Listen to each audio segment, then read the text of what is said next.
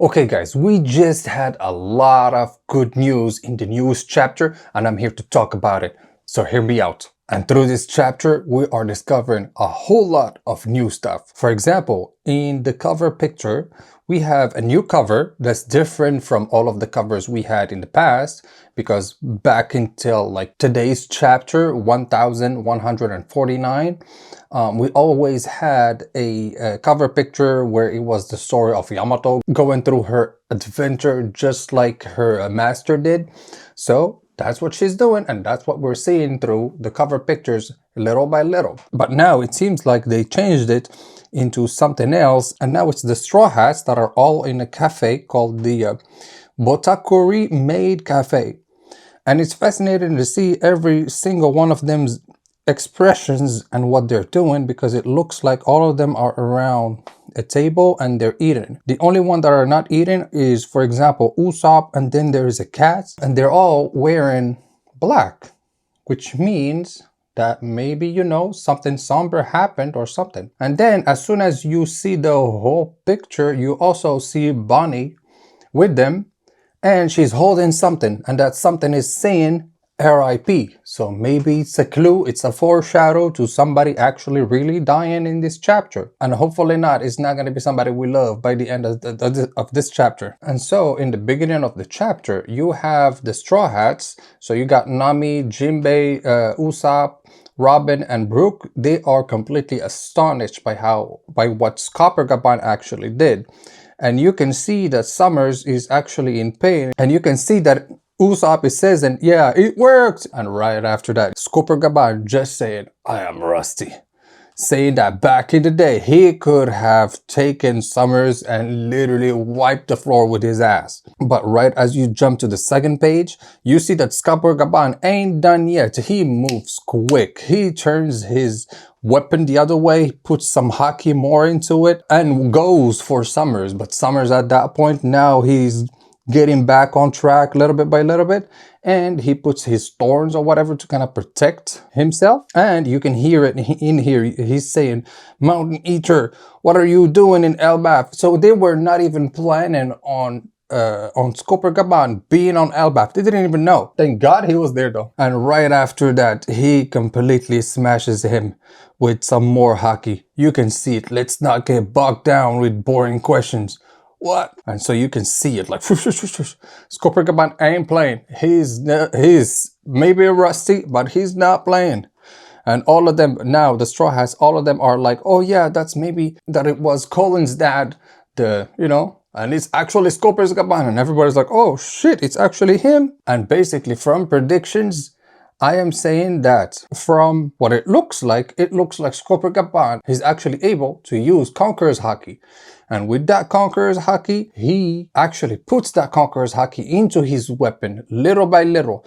Maybe he doesn't have that much Conqueror's Haki, and that's why he's saying he's rusty nowadays, you know? And that's my theory, because literally once you look at his weapon, you can see those thunder in a way in the image. And basically as soon as you're supposed to see that, it's supposed to tell you that there's some Conqueror's Haki being used. And in that case, I don't think he's using it like on his body or whatever, but he's using it on that weapon.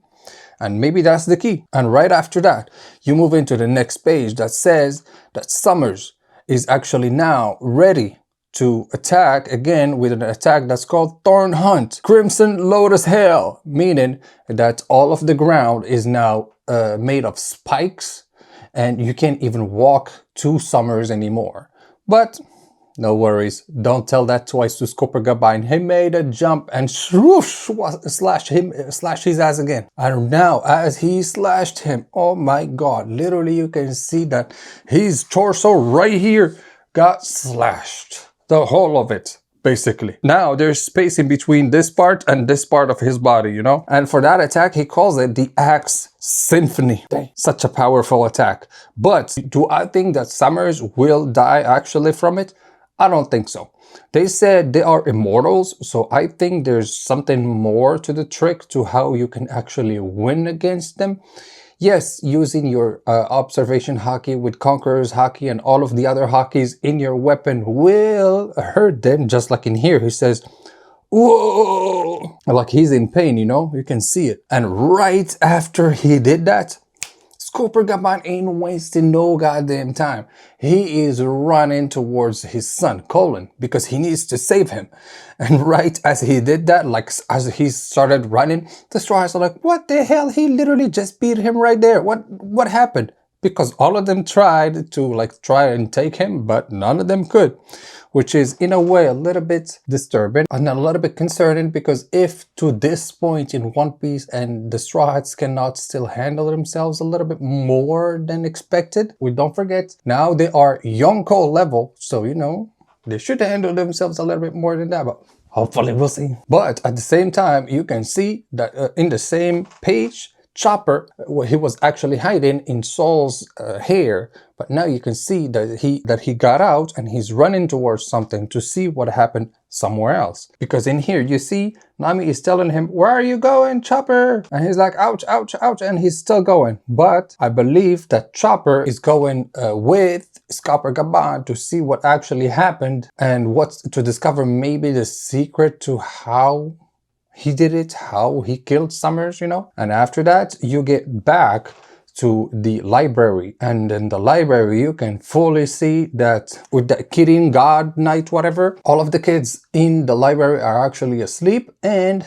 you can see that the library is burning. And that is super tragic for Saul, super tragic for Robin, and super tragic for the history of the world of One Piece, because then no one will truly know the actual culture and the knowledge and the history of that world. I'm just gonna call him Killin. So you can clearly see that Killin is you know, he's got an arrow with some fire at the end and he's just shooting at everybody and everything in the library.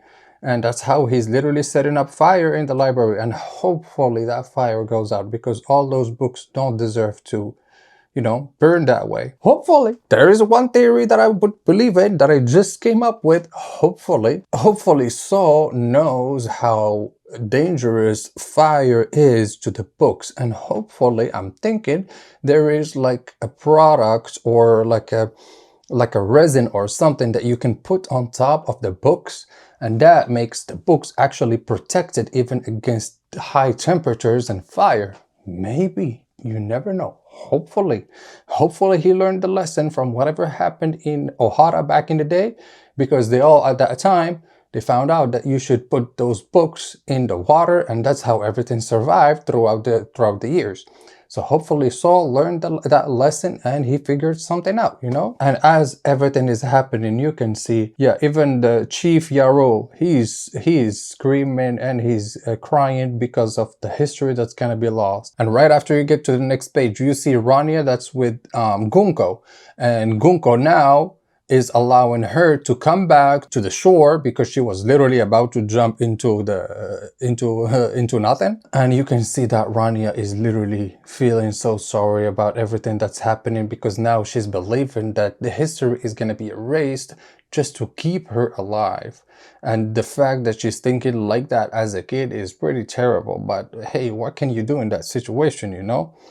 And at the same time, you can also see Gunko talking to the children, talking about culture, children, troops, whatever. But as soon as she sees that, boom, Scopper Gaban is right in the next page saying, oh, you don't have the right to take any of these things away, meaning culture, children, troops, history, whatever it is, you cannot take anything from Elbaf. And right as you see Scopper Gaban, you also see Gunko that's saying, oh, it's a crewmate of the Pirate King, he still shouldn't be here, he shouldn't be attacking us or whatever. So she's trying to see how she's gonna be counter-attacking his attack or whatever.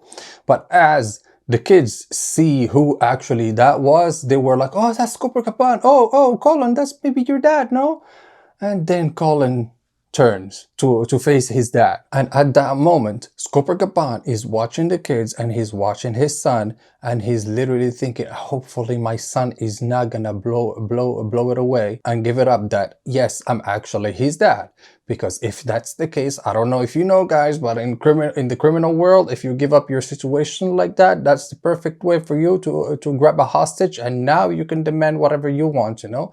So same thing happened over here. As soon as Kunko saw that, oh yeah, so he is his father and his father is coming for me, then in that case I need to go for him.